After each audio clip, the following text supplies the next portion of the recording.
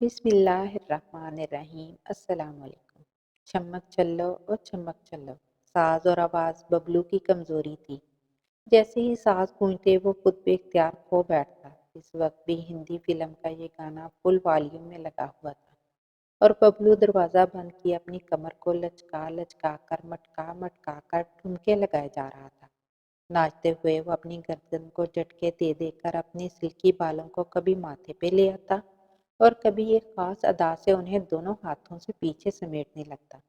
مسلسل ناچنے کی وجہ سے اس کے سفید گال سرخ ہو چکے تھے اور پسینہ اس کے ماتھے سے ہوتا ہوا اس کی گردن کی طرف بہنے لگا تھا۔ لیکن اس کے لیے ناچنا ضروری تھا کیونکہ آج شام اس کے خالہ زاد بھائی کی مہندی تھی اور سب کزن نے اس کی منتیں کی تھی کہ وہ لازمی ناچے گا۔ جب وہ ناچنے کی مشق سے تھک چکا تو دروازہ کھول کر پھولی سانسوں سے کمرے سے باہر نکل آیا۔ برآمدے میں بیٹھی اس کی ماں نے اسے ناگواری سے دیکھا اور خاموشی سے منہ پرے پھیر لیا، جبکہ اس کی چاروں بہنوں نے اسے گھیر لیا۔ سناؤ ببلو، پھر آج کون سے گانے پہ ناچنے جا رہے ہو؟ ببلو نے احساس تفاخر سے سر اونچا کرتے ہوئے آنکھیں مٹکا مٹکا کر جواب دیا، میرا تو دل تھا کہ دل بھر پہ ناچتا، پر سب کہتے ہیں کہ چمک چلو پہ کرو، بس اب چمک چلو پہ ہی ناچوں گا۔ شام ہوئی تو وہ کالا کرتا، سفید پجامہ اور زری خصہ پہن کر اپنی خالہ کے گھر پہنچ گیا۔ خاندان کے سبھی لڑکے لڑکیاں وہاں آ موجود تھے۔ مہندی کی تقریب کے دوران ساری رسومات ادا کرنے کے بعد بلند آواز میں ڈیک لگا دیا گیا۔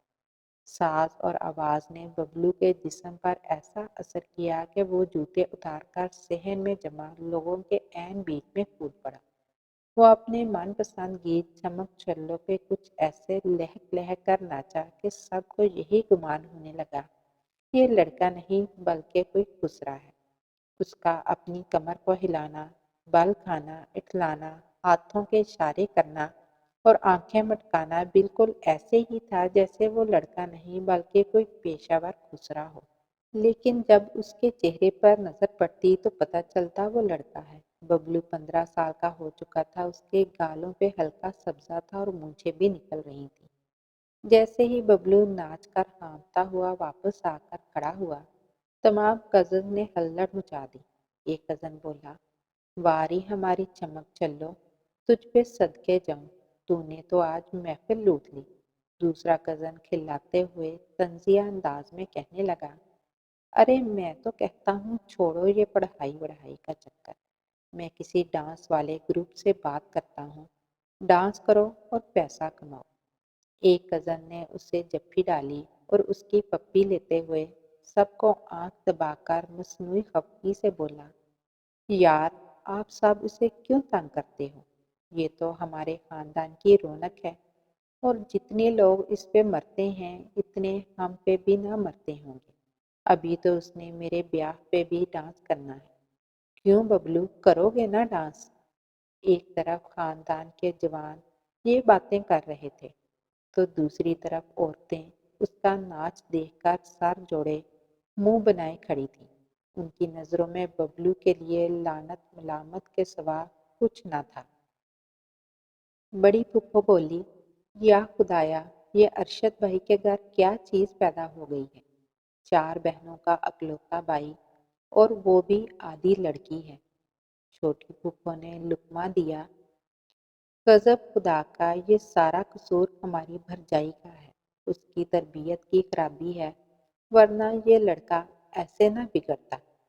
پاس کھڑی ایک عورت نے کہا، میری بہن خرابی بھرجائی کی ہے یا نہیں ہے یہ بات چھوڑو، سچ کہوں تو مجھے یہی لگتا ہے کہ ارشد بھائی کے گھر خسرا پیدا ہو گیا ہے، یہ لڑکا نہیں ہے۔ ایک اور عورت نے اپنا خیال بتایا، نہ، قصور تو اس کی ماں کا ہی ہے، ماں اگر شریف ہوتی، اچھی ہوتی تو بیٹے کو یہ سب نہ سکھاتی۔ ماں کے اپنے لچھن بھی یہی کچھ ہوں گے، وہ گھر پہ ماں بہنوں کو دیکھ کر ہی یہ سب سیکھ رہا ہے۔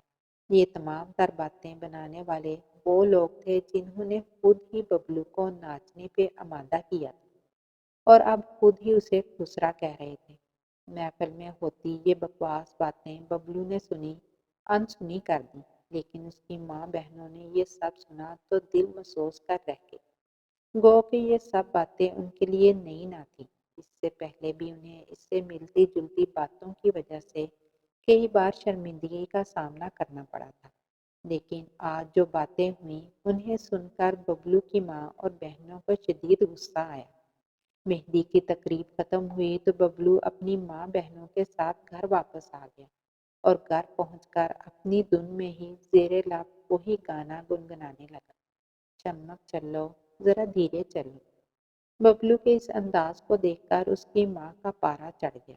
وہ محفل میں تو کسی کو کچھ نہ کہہ سکی تھی، لیکن گھر پہنچتے ہی ببلو کی اس حرکت نے اسے وہ تاؤ دلایا کہ پھر وہ خود کو نہ روک سکی۔ اس نے ببلو کو زور سے دھکا دیا تو وہ پاس پڑی چارپائی پہ جا گرا اور پھر اس کی ماں نے اس پہ لاتوں اور بونسوں کی بارش کر دی۔ وہ ساتھ ساتھ گلا پھاڑتے ہوئے چیختی جا رہی تھی، تیرے جیسے خسرے کو پیدا کرنے سے پہلے میں مر کیوں نہ گئی؟ ارے تو نے تو میری لٹیا ڈبو دی، مجھے کسی کو منہ دکھانے لائق نہ چھوڑا۔ ہائے ارشد کی روح بھی کیا کہتی ہوگی۔ ببلو کی بہنیں بھائی کو چھڑوانے کو آگے بڑھی تو ان کی ماں نے انہیں بھی دو ڈالا اور پھر دوسری چارپائی پہ ڈیر ہوتی ہوئی بولی، تم سب بھی بے غیرت ہو، تم نے ہی تو اسے یہ سب سکھایا ہے۔ ایک لڑکے کو خسرا بنا ڈالا، اس کو پیدا کرنے سے تو بہتر تھا کہ میں ایک اور بیٹی پیدا کر دیتی، اس سے بہتر تھا میں کوئلے پیدا کر دیتی، آگ جلانے کے تو کام آتے، لیکن یہ ہائے میں نے کہاں کہاں سے منتیں مانگ مانگ کر تجھے لیے، کتنی درگاہوں پہ چادریں چڑھائیں، کتنے نوافل پڑے اور میرے خدا نے مجھے دیا بھی کیا، ایک خسرا۔ ہائے سب کہتے ہیں یہ خسرا ہے، خسرا، یہ ناچنے والا اپنی چار بہنوں کا کیا سہارا بنے گا؟ ارے اس خسرے نے ہماری عزتوں کی کیا رکھوالی کرنی ہے جو خود ناچ رہا ہے؟ سب ٹھیک کہتے ہیں یہ ہے ہی خسرا۔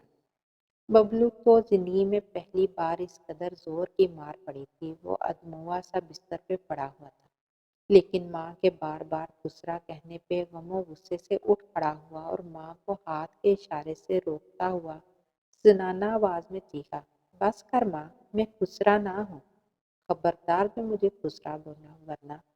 ببلو کی اتنی کہنے کی دیر تھی کہ اس کی ماں پھر سے اٹھی اور اسے وہ زور کا دھکا دیا کہ ببلو کا منہ چارپائی کے پائی کے ساتھ لگا اور اس کے دانتوں سے خون رسنے لگا۔ اس کی ماں کے غصے میں شدت آ چکی تھی۔ اوئے خسرے، اب تم ماں کے منہ پڑے گا؟ بولوں گی خسرا، بتا ورنہ کیا کر لے گا؟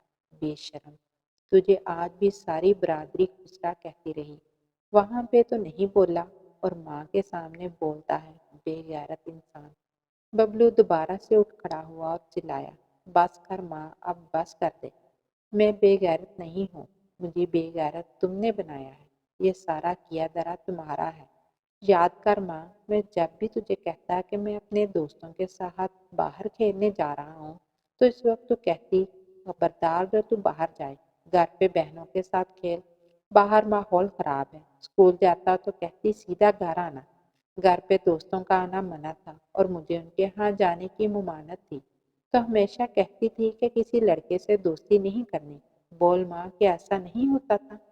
ببلو کی اس بات پہ اس کی ماں شک سی ہو کر اسے دیکھنے لگی۔ ببلو نے بات جاری رکھی، گھر پہ ساری بہنیں تھیں جن کے پاس مٹی کے کھلونے اور گڑیا ہوتی تھی، یہ مجھے اپنے ساتھ گڑیا گڑیا کھلاتی رہی، ہم گڑیا گڈے کی شادیاں کرتے ہوئے ناچا کرتے تھے۔ یہ ساز آواز، یہ ناچ مجھے میری بہنوں نے سکھایا ہے، یہ میرے ناچنے پہ میرا منہ چوم لیتی تھی۔ انہوں نے کبھی مجھے منع نہ کیا کہ یہ لڑکوں والا کام نہ ہے۔ میں اگر کرکٹ کی بات کرتا تو یہ مٹی کے برتن بنانے بیٹھ جاتی اور کہتی کہ ہمارے ساتھ کھیلنا ہے تو پھر برتنوں سے ہی کھیلو۔ ان کے ساتھ رہ رہ کر میں لڑکیوں کی طرح بات کرنے لگا اور دیکھ لو اب تم سب لوگوں کی نظر میں خسرا بن گیا ہو۔ یہ کہہ کر ببلو نے ڈبائی آنکھوں سے بہنوں کی طرف دیکھا تو وہ شرمندگی سے نظریں چرانے لگی۔ ببلو کا ضبط جواب دے چکا تھا اور آج وہ دل کی ساری باتیں بلا خوف کیے جا رہا تھا۔ سب کہتے ہیں کہ استاد روحانی باپ ہوتے ہیں، مگر میرے تو روحانی باپ بھی میرے دشمن نکلے۔ سرکاری اسکول گیا تو محلے کے لڑکوں نے ماسٹر جی کو بتایا کہ ببلو اچھا ناچ لیتا ہے اور ہر وقت لڑکیوں میں گھسا رہتا ہے۔ بس پھر کیا تھا کہ میرے استاد جب خالی پیریڈ ہوتے مجھے ناچنے کا کہتے، وہ میرے انکار کے باوجود میری ایک نہ سنتے اور مجھے ناچنے پہ اکساتے رہے۔ اور پھر وہ وقت آیا کہ اسکول کے ہر تقریب میں ناچنا میرے ذمے لگا دیا گیا۔ پہلے میری بہنوں نے، میرے اساتذہ نے، دوستوں نے اور خاندان والوں نے مجھے خود ہی ناچنے پہ مجبور کیا۔ سب نے میرے ناچنے پہ تالیاں بجائیں اور اب سب کہتے ہیں کہ میں ناچتا ہوں تو میں خسرا ہوں۔ یہ کہتے ہوئے ببلو کی آواز بھرا گئی اور پھر وہ زور زور سے چیخ کر کہنے لگا، اماں میں خسرا نہیں ہوں، میں مرد پیدا ہوا تھا۔ مجھے تم سب لوگوں نے خسرا بنایا ہے، مجھے میری بہنوں نے خسرا بنایا ہے، مجھے تم نے خسرا بنایا ہے، مجھے اس معاشرے نے خسرا بنایا ہے۔ ببلو سسکتے ہوئے ہاتھ جوڑے ماں کے قدموں میں بیٹھ گیا۔ ماں میں وعدہ کرتا ہوں کہ میں ناچنا چھوڑ دوں گا، میں لڑکیوں والے انداز میں باتیں کرنا بھی چھوڑ دوں گا۔ بس تو مجھے گھر سے باہر نکلنے دے، اب مجھے آزاد کر دے تاکہ میں لڑکوں کے ساتھ دوستی کر سکوں، ان کے ساتھ وقت گزار سکوں، ان کے ساتھ باہر جا سکوں۔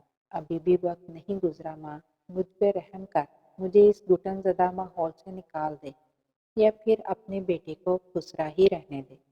ببلو کی ماں کو اپنے ماضی کے سبھی فیصلوں پہ پچھتاوا ہونے لگا تھا۔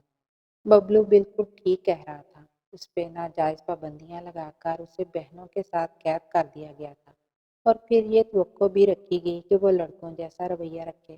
بہنوں کے ساتھ رہ رہ کر اس نے انہی کا انداز گفتگو اپنانا تھا اور وہی کچھ کرنا تھا جو کہ اس کی بہنیں کر رہی تھی۔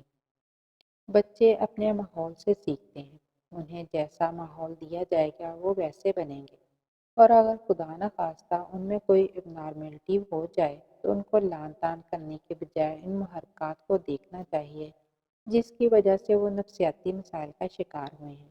وہ کہ تیسری جنس دوسرے خدا کی بنائی ہوئی مخلوق ہے، اور کسی کے مکمل خسرا ہونے پہ بھی ایسی باتیں کرنا انتہائی گھٹیا پن ہے۔ لیکن ایک لڑکا اگر وہ اپنے رویے میں کچھ ایسی باتیں رکھتا ہے تو معاشرہ اس کی اور بھی زیادہ باتیں بناتا ہے۔ ببلو کی ماں نے اسی وقت فیصلہ کر لیا، جو ہوا بہت غلط ہوا، لیکن اب میں ببلو کو آزادی دوں گی تاکہ اس کے رویے میں مثبت تبدیلی آئے، یہ معاشرے میں سر اٹھا کے جینا سیکھے۔ ابھی تو ایک عمر پڑی ہے، بہت جلد یہ ٹھیک ہو جائے گا۔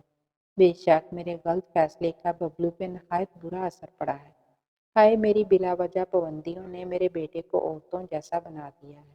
لوگ اسے خسرا کہنے لگے ہیں، لیکن نہیں، اب یہ مرد بنے گا، یہ اپنی عمر کے لڑکوں کے ساتھ کھیلے کودے گا، یہ لڑکیوں والی حرکات کر کے اپنی چار بہنوں کی پانچویں بہن نہیں بنے گا، بلکہ مرد بن کر اپنی چاروں بہنوں کی عزت کا محافظ بنے گا۔ یہ دلیر اور نہ ڈر ہوگا۔ یہ سب سوچ کر ببلو کی ماں کو احساسی شرمندگی نے گھیر لیا۔ اس نے قدموں میں بیٹھے ببلو کو کندھوں سے پکڑ کر اٹھایا، اس کا ماتھا چوما اور پھر دونوں ماں بیٹا ایک دوسرے سے لپٹ کر پھوٹ پھوٹ کر رو دیے۔ ناظرین، اگر آپ کو ہماری آج کی کہانی پسند آئی تو ہمارے چینل کو سبسکرائب کر دیجیے۔ ملتے ہیں ایک نئی کہانی کے ساتھ، تب تک کے لیے اجازت دیجیے۔ اللہ حافظ۔